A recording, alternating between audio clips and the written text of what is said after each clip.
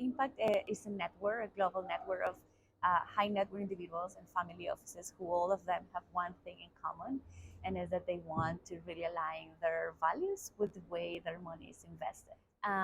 So last June, we published a report from a survey that we did in collaboration with IDV Invest, where we learned that families in the region are active. Families in the region are really showing up, playing different roles in the ecosystem. But I think more importantly, families are willing to be more catalytic, and for families in the region, it's just natural. Like they want to use their money on ways that are on a coherent way. It's something that reflects their values, their legacy, and that's what we're learning here in the region. How would you characterize the scale or number of family offices that are like known to have made an impact investment or known to have made a gender lens investment?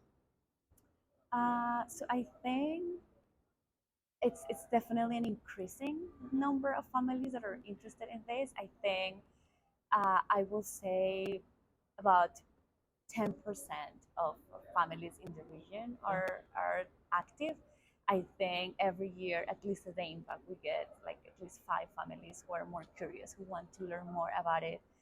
And we are in different parts of the region. We have a big community in Chile. We have a community in Colombia, in Mexico, in Brazil, and this year particularly, we see a lot of momentum for families wanting to do more and more. And we're seeing also a generational transition where like the Gen 1, the person who created the wealth is retiring, and then the new generations are coming in, and all of these people in newer generations are coming in with these ideas of like, if I'm going to work for the family, I'm as well going to do it on a way that it solves a social or environmental problem. So I do see an increasing interest from families in the region. And here at the conference, already we're hearing from a number of fund managers and Promujer's new gender bonds, and we're seeing lots of new structures and innovation. Is that what families want? Investable products that are somewhat familiar to them? What are families looking for? Yeah.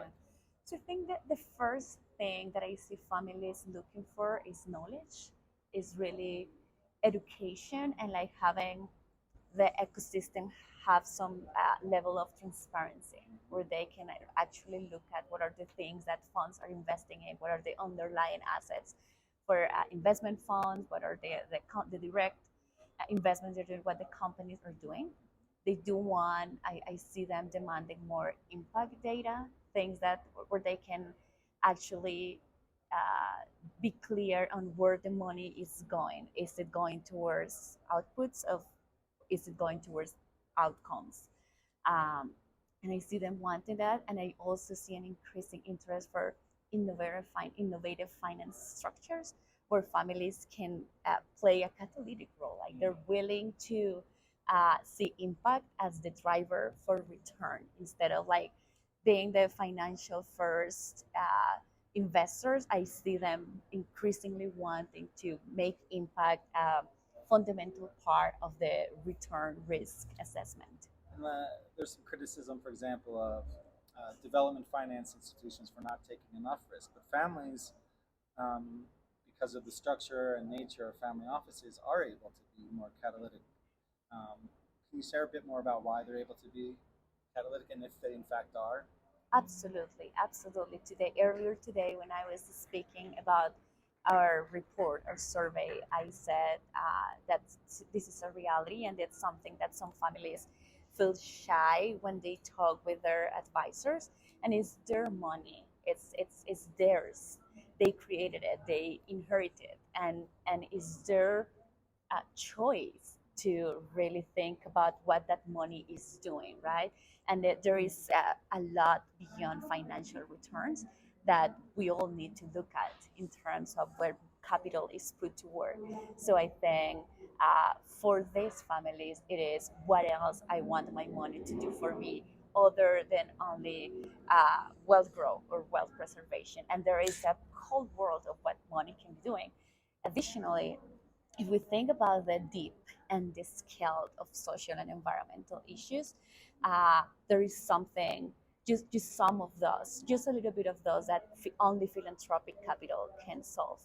I think families have the opportunity to be the pioneers of putting to work all the assets that are under management, all the capital in the world, put them in pro of like solving those really complex and deep social and environmental issues. And I think families have an opportunity there to lead the movement. Last question: how do we get from 10% or more or less 10% to 50% or 75% of families in Latin America investing for impact or investing for with a gender lens? That's a great question.